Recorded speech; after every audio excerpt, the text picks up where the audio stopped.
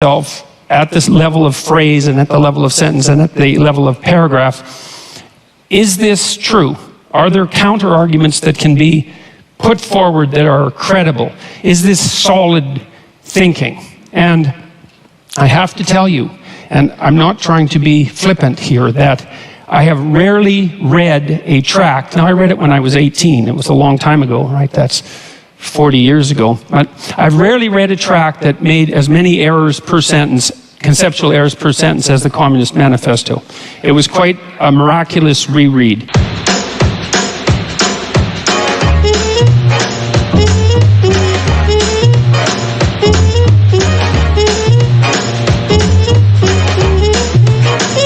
John Doyle in. Heck off, Commie.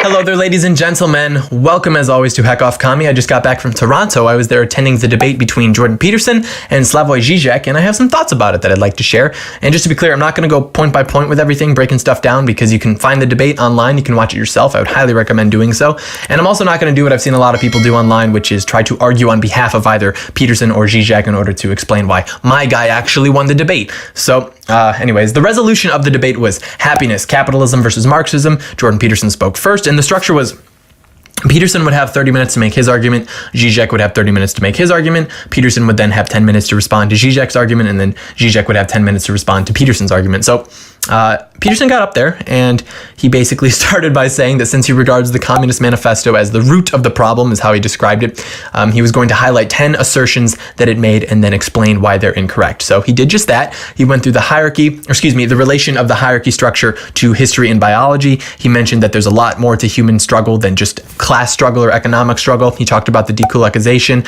He gave a timeline of the binary of good and evil, how that ties into identity politics. He made arguments for the benefit of the profit motive. He talked about the inevitable corruption of the proletariat. He cited that even Marx and Engels admitted that capitalism is unprecedentedly successful at production. And then he finished by saying that capitalism creates wealth and inequality, and all other systems just produce inequality. So he made a very strong case here. And I went into this as a fan of Peterson.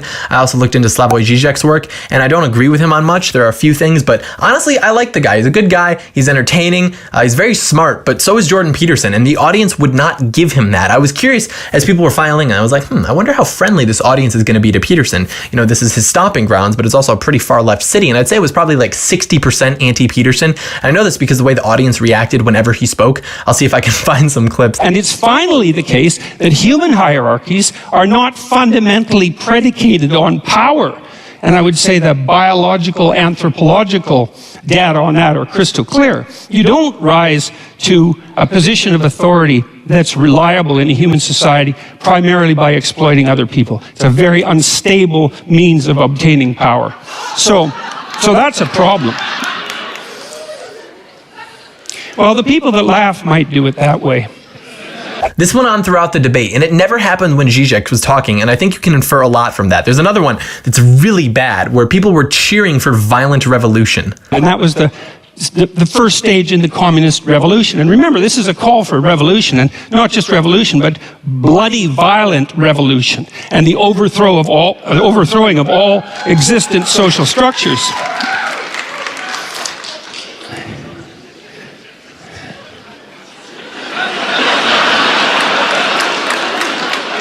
I actually physically cringed. Like, I was condensing my body in my chair when they started talking about a violent revolution. Like, they were really just engaging in some live action role play there. I mean, they're sitting there watching this event, wearing $1,000 Canada Goose jackets, drinking wine by the glass, talking, let's overthrow the capitalists. Like, what are you going to do? You going to hit us with your Prius? Big guy, you gonna blind us with your hair dye? Like, obviously, violence should be avoided at all costs, right? But I can't help but laugh when these people cheer at the idea of violently overthrowing a group that is largely composed of people that hoard guns as a hobby, just for kicks.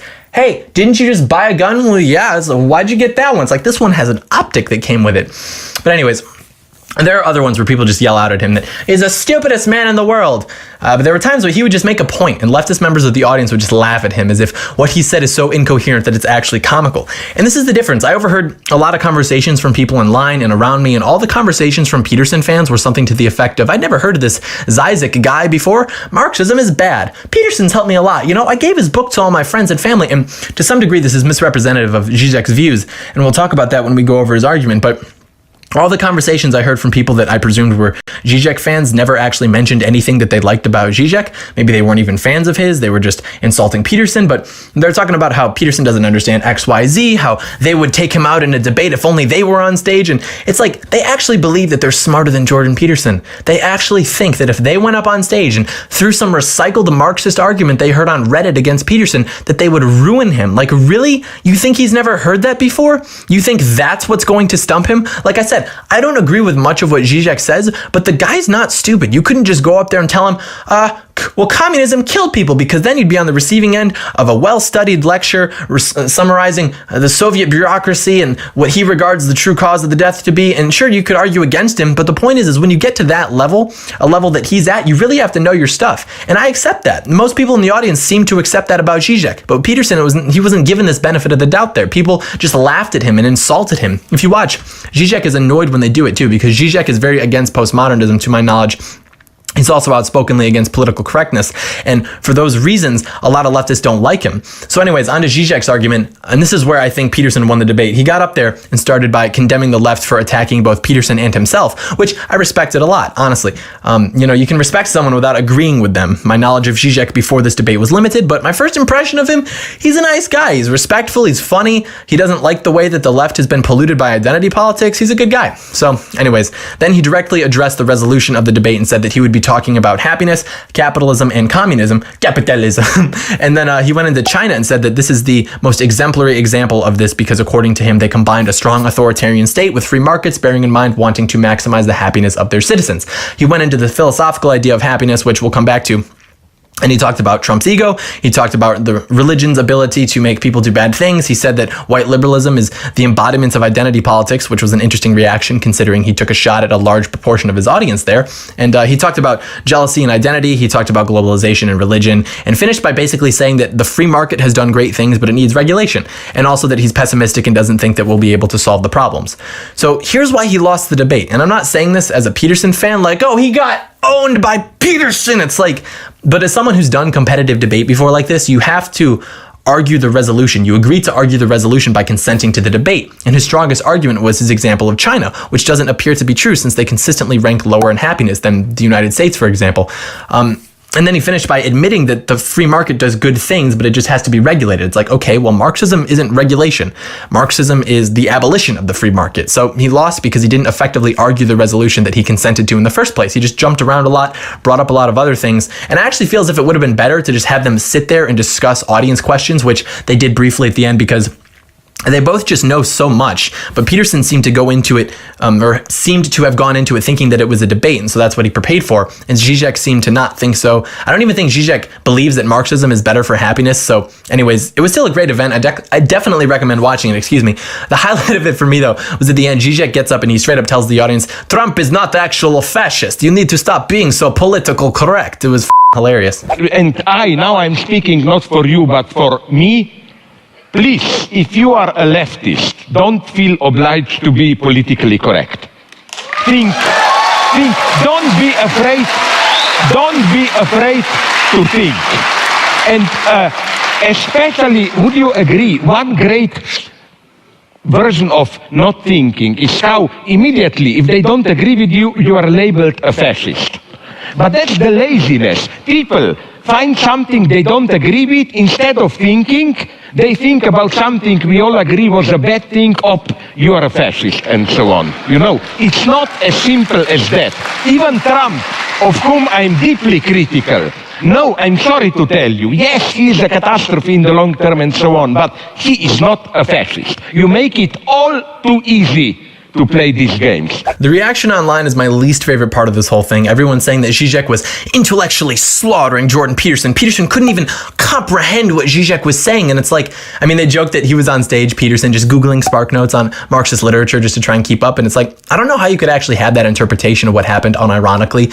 Peterson argued for free markets because that's what the revolution was. Zizek jumped around into different topics, seemingly just to make general points instead of to make a case for his side, which was supposed to argue that Marxism is better for happiness. I don't know. know. I watched it go down live and in person. I'm definitely not a Marxist scholar, but I really don't think it was the intellectual beatdown that the anti-Peterson people are claiming that it was. There was one point where Zizek criticized Peterson's rule of setting your house in order by saying you wouldn't tell someone in North Korea to do that, and everyone online got all uppity like, wow, Lobster Boy has been owned, even though Peterson came back with data that shows that people tend to do better in life when they set a path forward compared to those that don't. And that it wasn't meant to ignore circumstances beyond one's control, but rather prescribe that one doesn't use that as an excuse not to act on what they could control. And Peterson really put the nail in the coffin with his response, which was when he brought up happiness, and both of them have similar understandings or ideas of happiness, I guess would be the way to put it, that they're byproducts of other things, and you shouldn't try to be happy, you should try to instead minimize your suffering. And then Peterson cited global data that shows that as people become wealthier, they become less miserable until you reach a very high income level, and he cited that at that point, no additional amount of money is actually going to make your life better, which is a good point. But yeah, both guys are obviously very educated on the topic. It was great to attend. You should definitely watch, and you should also look into Zizek's work if you aren't familiar. The guy is a pretty interesting character, and also I enjoy much of how the left hates him because he doesn't buy into the political correctness or the identity politics narratives and publicly criticizes them for it too. It's funny because when the people who were there to support him, or rather heckle Peterson, started shouting out at Peterson, you could just see him get frustrated because he knows how childish they were being. So, 10 out of 10.